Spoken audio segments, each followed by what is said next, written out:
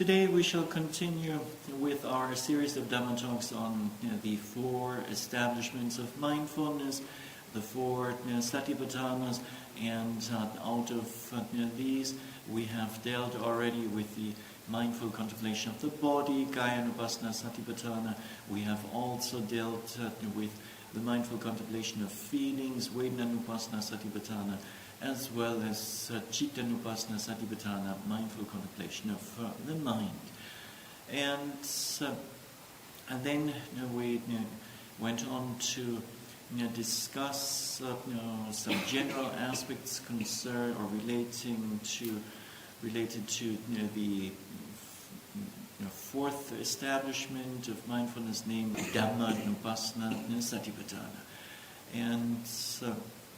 And then we explored one aspect out of the five hindrances, namely the hindrance of sense desire, kamachanda, nivarana.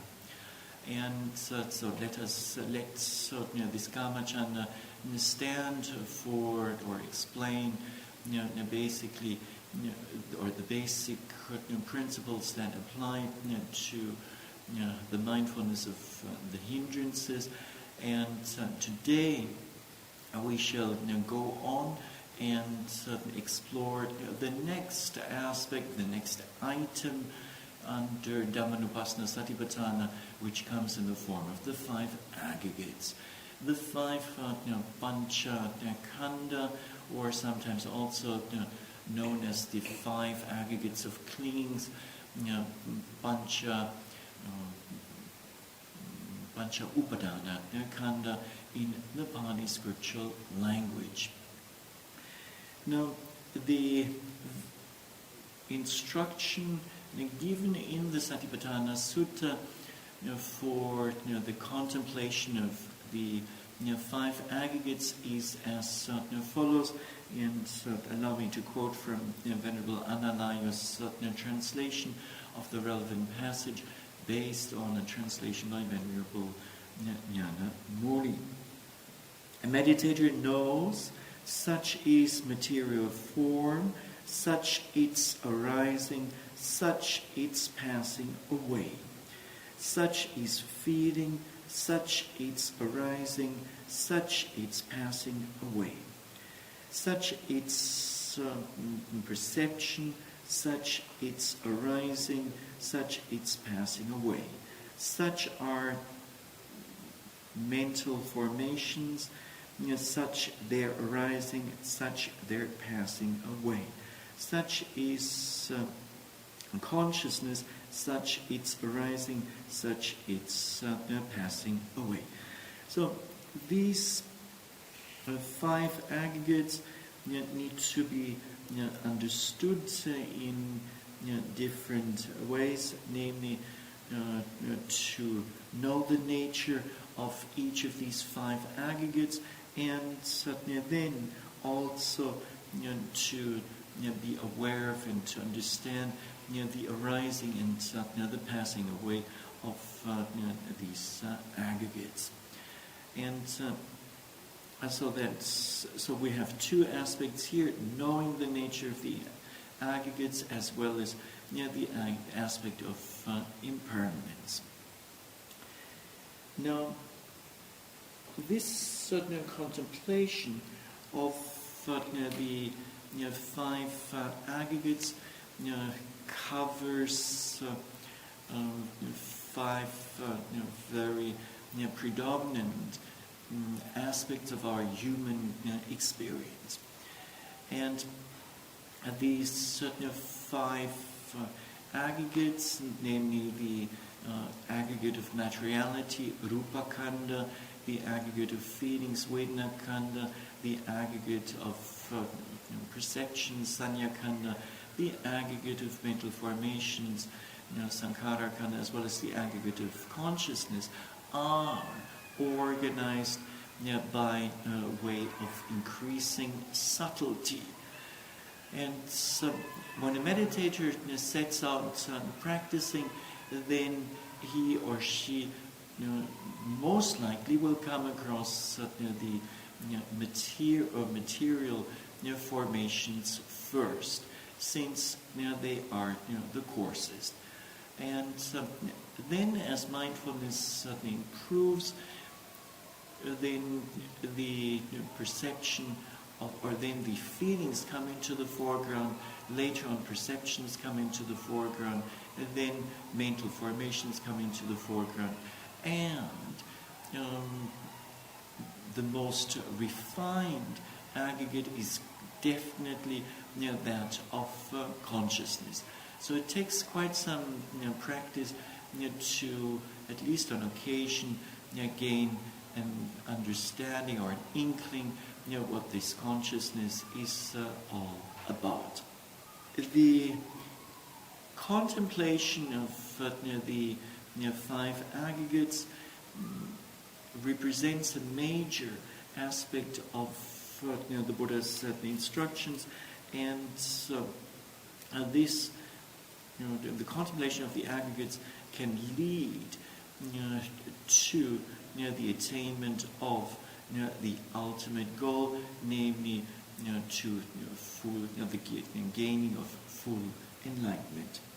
Now, as a textual reference for this, let me quote from the Samyutta Nikaya, the 22nd Samyutta, namely the collected or discourse, connected discourses on the aggregates. And there is a short, there's a discourse that describes how the 5 ascetics who had practiced together with the Buddha to be the Bodhisattva for a number of years, and they had practiced together ascetic practices, and not really gaining realization. Neither the 5 ascetics nor the Bodhisattva. And eventually, the Buddha to be left his group of spiritual friends, and went on with his journey, and also changed his approach to the meditation practice. And so he chose a more balanced approach, the so-called middle path, and focusing on the practice of mindfulness, and then in the end he did gain full enlightenment or full awakening. And then, having spent 7 weeks in different places, or enjoying, or enjoying the fruits of his attainment, then he went in search of.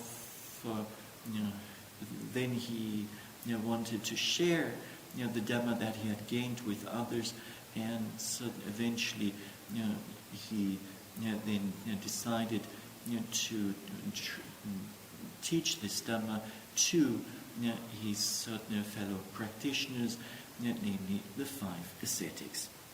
I'm quoting discourse number 59 from the Kanda Samyutta, translation by Venerable Bhikkhu Bodhi. Thus have I heard, on one occasion the Blessed One was dwelling at Varanasi in the deer park at Isipatana.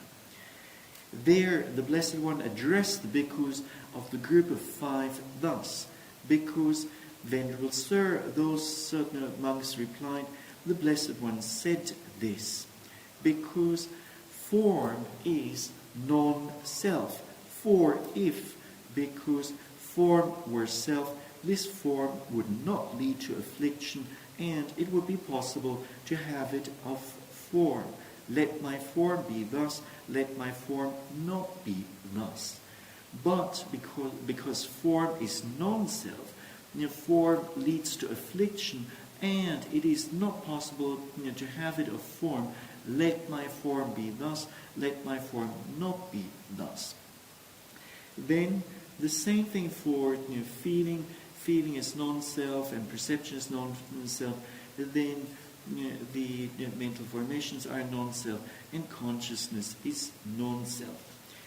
And then the Buddha goes on to ask the monks, what do you think is form, permanent or impermanent?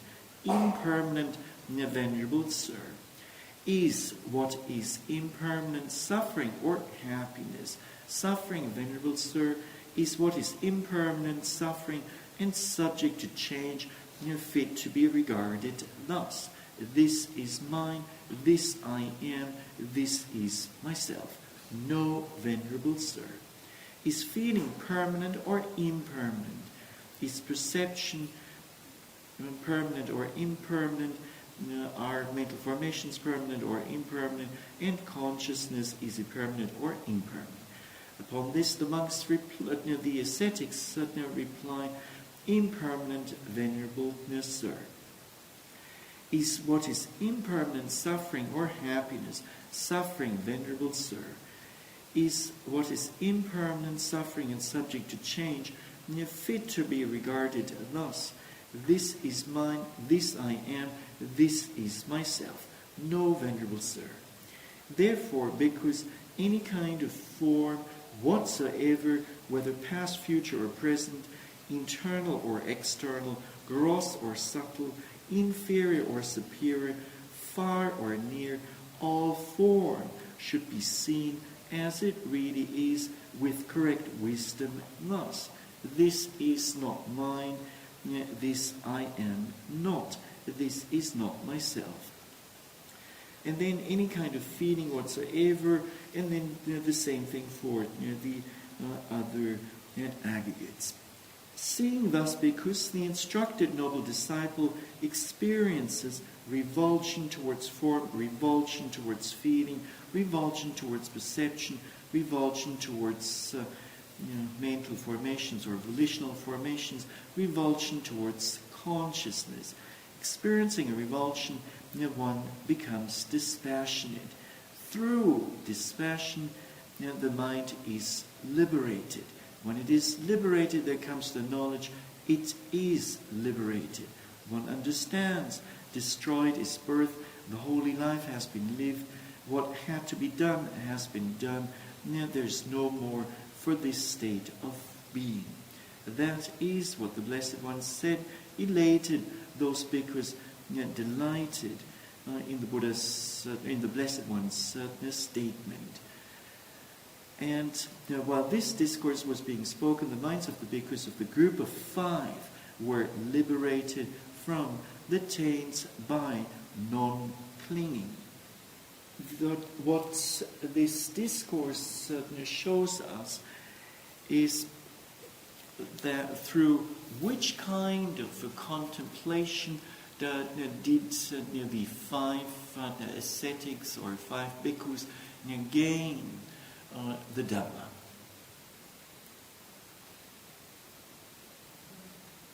Impermanence, yes, and what else? Pardon me? Non-attachment. And what else? Non-self, yes, indeed. And what about the aspect of dukkha? Indeed. So what we have here is, the Buddha gave a very structured discourse to this group of 5 ascetics, previously 5 ascetics, and a discourse on the 5 aggregates, and then asking the bhikkhus whether these 5 aggregates are, whether each and every of those 5 aggregates are truly permanent or impermanent, and then conducive to happiness or conducive to suffering. And then, since they answered that the formations of the five aggregates are impermanent and conducive to suffering, then it follows that the same formations lack a self. Hence, they are not under the control of a self. They are not the self, but rather they all lack a self, and hence they are anatta. And as is stated at the very end of this shorter discourse, how far did the five ascetics, or which level did they reach in level of enlightenment? Arahantship, and this is expressed through words such as what had to be done has been done, and liberated are they without any rebirth to come. So what this shows is that when the Buddha gave this discourse and the five ascetics practice accordingly, they gained arahantship, they gained full realization. This shows the potential of the contemplation of the five aggregates.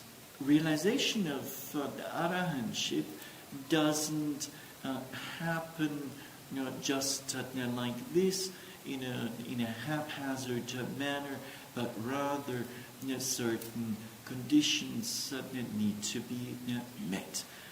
And so what do you think? By being strongly attached to this body of ours, by strongly being attached to feelings, by strongly being attached to our perceptions and to those mental formations and to consciousness, is it in this way that we gain full realization or not? Huh? Not at all. However, what do human beings do?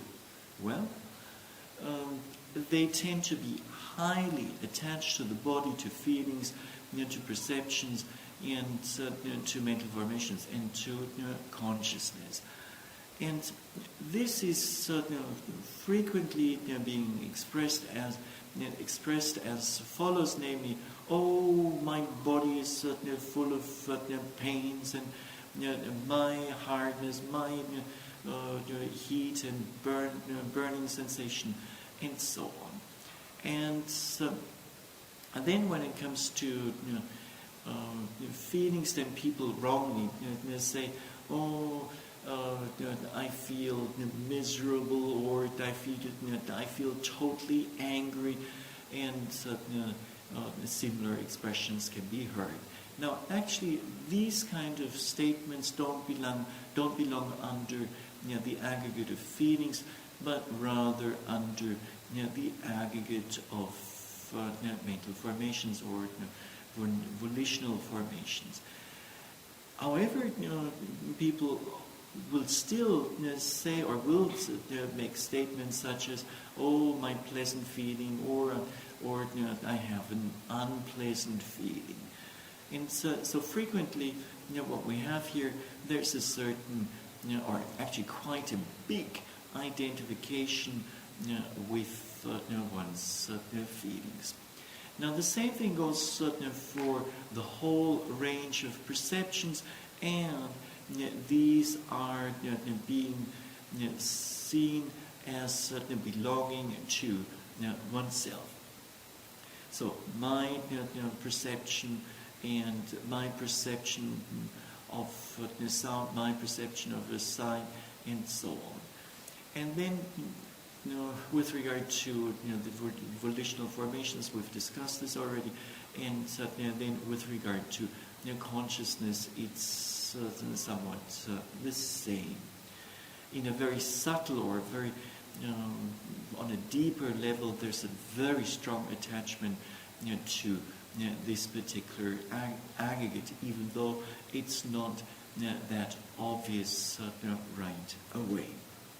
So in order to gain this full realization of the Dhamma in the form of arahantship, we need to see reality for what it is. We need to see the tremendous attachment and clinging to the aggregates. And this becomes possible, this becomes possible only if we apply mindfulness to what happens over and over again. As we do this, we'll see formations as being impermanent. We see material formations to be impermanent. We see feelings to be impermanent. And the same thing goes for the other aggregates. Now, as we keep seeing formations like this, then sooner or later a revulsion, a dispassion, a disenchantment towards formations arises, and this then eventually will lead to detachment. And so once the detachment towards the five aggregates is there, then a realization of the Dhamma becomes possible. So in general we can say it is a process of applying mindfulness to what is actually going on as part of the or in the context of the five aggregates, and then seeing these aggregates in a true way, in a profound way, and then gradually getting disappointed with them, and then even developing equanimity, detachment towards them. To give you a reference for the strong desire and attachment that certain human beings tend to have towards the five aggregates. And again, I'm quoting from the Kanda Samyutta. So it's the 48th discourse, and there it's entitled Aggregates. At Sawati, bhikkhus or meditators, I will teach you the five aggregates and the five aggregates subject to clinging. Listen to that. And what bhikkhus are the five aggregates? Whatever kind of form there is, whether past, future or present, internal or external, gross or subtle, inferior or superior, far or near, this is called the form aggregate. Whatever kind of feeling there is, this is called the feeling aggregate. And then the same thing for perception, and then for the volitional formations, and for consciousness. So whatever kind of consciousness there is, whether past, future, or present, internal or external, gross or subtle, inferior or superior, far or near, this is called the consciousness aggregate. These bhikkhus or meditators are called the five aggregates. What bhikkhus are the five aggregates subject to clinging? Whatever kind of form there is, whether past, future, present, and so on, that can be clung to. This is called the form aggregate subject to clinging. Whatever kind of feeling there is that is tainted, that can be clung to, this is called the feeling aggregate subject to clinging. And then the same thing for perception, then for mental or volitional formations, and for consciousness. And so it says for consciousness, whatever kind of consciousness there is, whether past, future, or present, internal or external, gross or subtle, inferior or superior, far or near, that is tainted. that can be clung to. This is called the consciousness aggregate subject to clinging. These bhikkhus are called the 5 aggregates subject to clinging. What this discourse also gives us is a short definition of what is meant by the term khandha, or translated in English as aggregate. Namely, it is an umbrella term that covers the events or the objects from objects of the past, present, or future, internal or external, gross or subtle, inferior or superior, near or far, with regard to each and every of the aggregates. So the rupa aggregate then covers all bodily formations of the past, as well as the present, as well as the future, and in every possible way.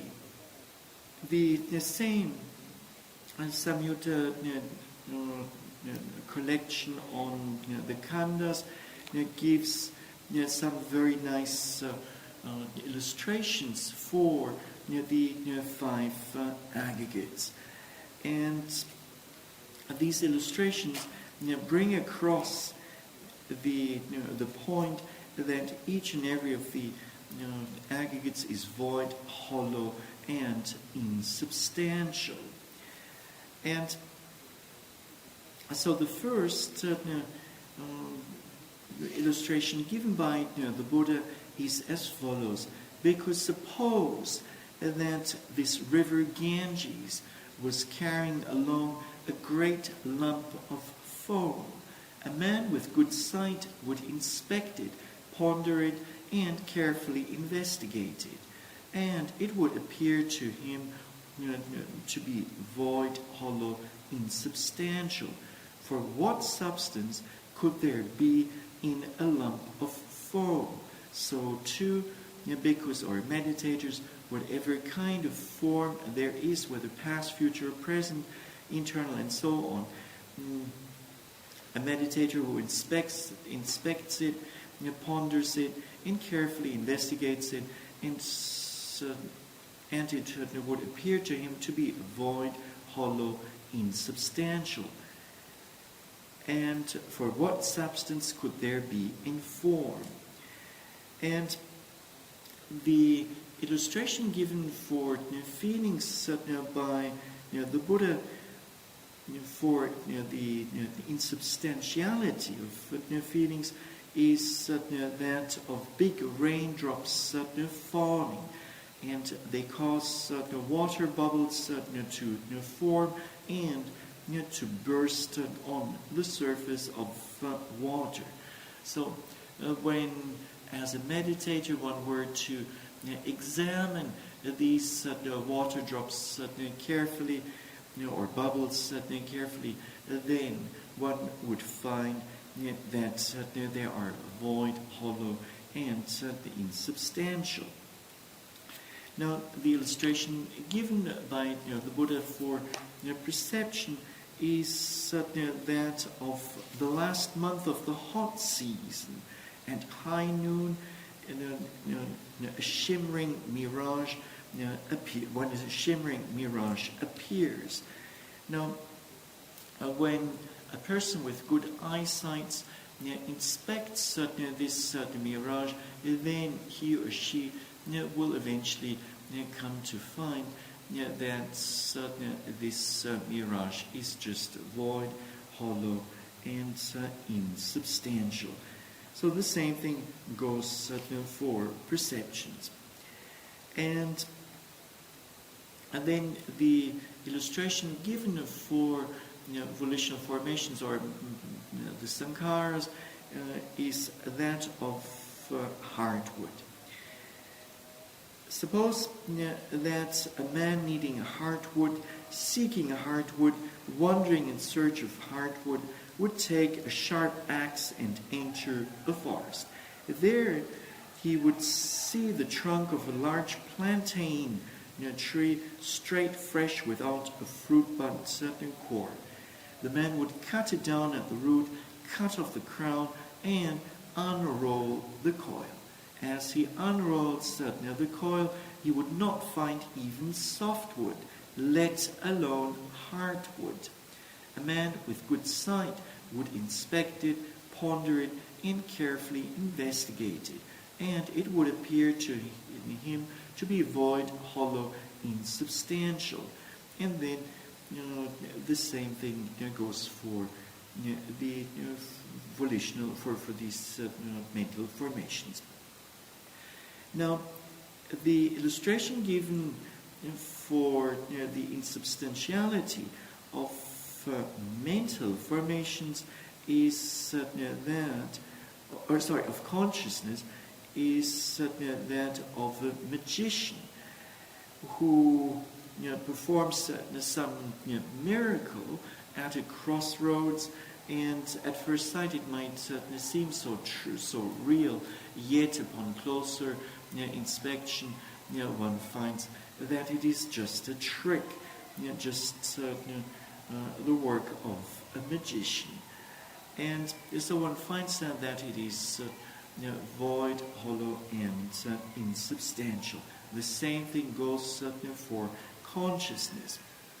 So when, as a meditator, we carefully inspect what exists in what is called a being, and what is given a certain name during the baptizing ceremony, turns out to consist of just mere hollow and void, hollow, and insubstantial formations.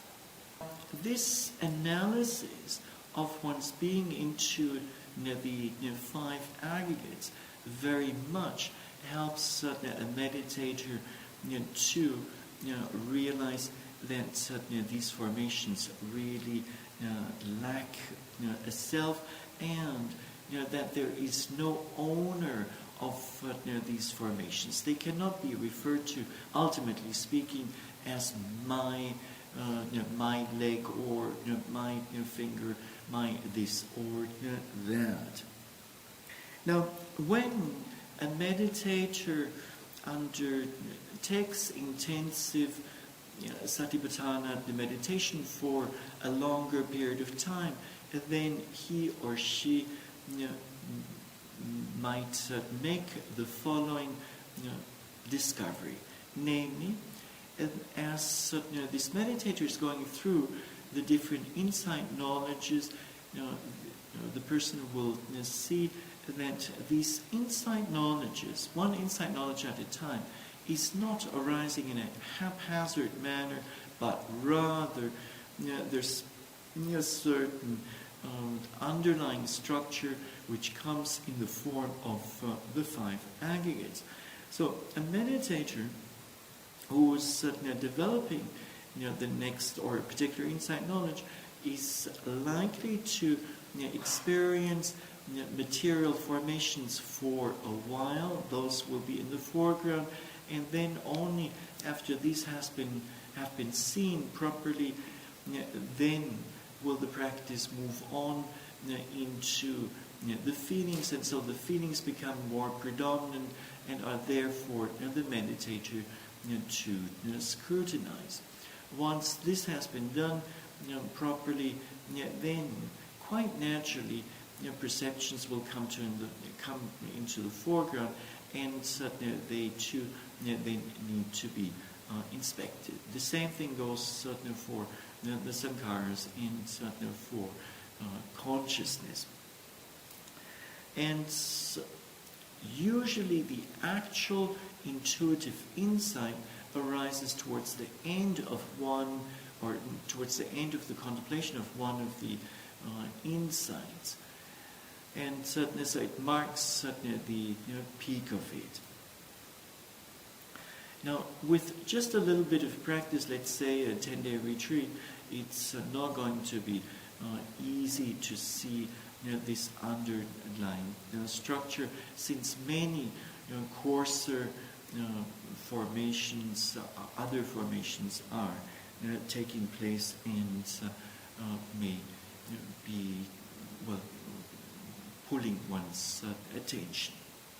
The contemplation of the five aggregates is certainly beneficial in several ways, and one of them is that this contemplation helps a meditator to see how an aggregate is, or how the aggregates as a whole are conditioned by certain phenomena, and how aggregates themselves can condition other phenomena. So the law of cause and effect plays a certain role. To give you an example for this, when some annoying event is being registered, then this will lead to the arising of the mental factor of ill will, and this then in turn will have an impact on the aggregate of feelings and the aggregate of materiality.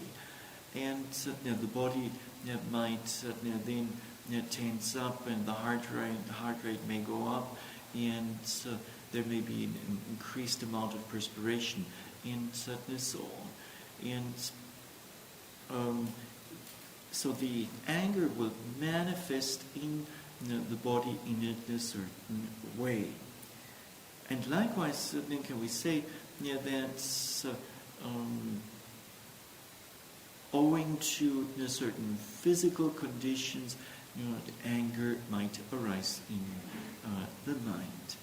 Now, when it comes to the first aggregate of rupa khandha, then this frequently gets defined as consisting of the four primary elements. So those four primary elements occur in different combinations, and as such they make up materiality.